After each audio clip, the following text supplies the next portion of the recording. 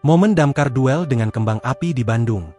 Malam pergantian tahun baru di kota Bandung selalu menyisakan cerita menarik, salah satunya datang dari kawasan ikonik Jalan Asia Afrika yang dipadati ribuan warga.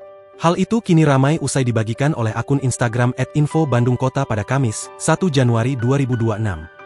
Ada kejadian unik di malam pergantian tahun baru kali ini, momen mobil damkar semprot kembang api di udara saat malam tahun baru di Asia Afrika Bandung, tulis keterangan pada unggahan.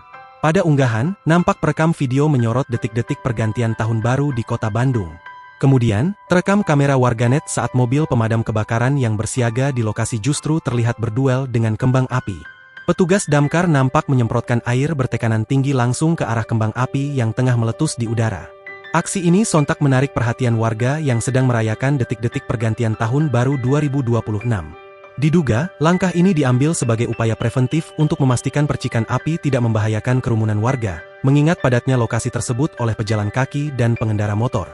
Meski basah kuyup terkena rintik air dari semprotan damkar, antusiasme warga tidak surut dalam menyambut tahun yang baru. Suasana tetap meriah namun tetap terkendali berkat kesigapan petugas di lapangan.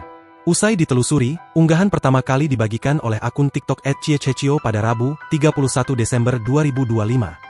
Melansir portal jabarprof.go.id, pemerintah kota Bandung melarang penyalaan petasan dan kembang api saat perayaan malam tahun baru 2026 di seluruh wilayah kota Bandung.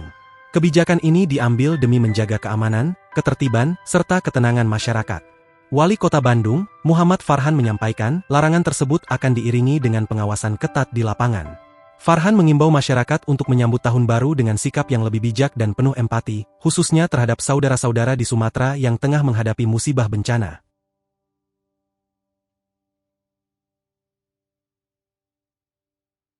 Download Tribun X sekarang, menghadirkan lokal menjadi Indonesia.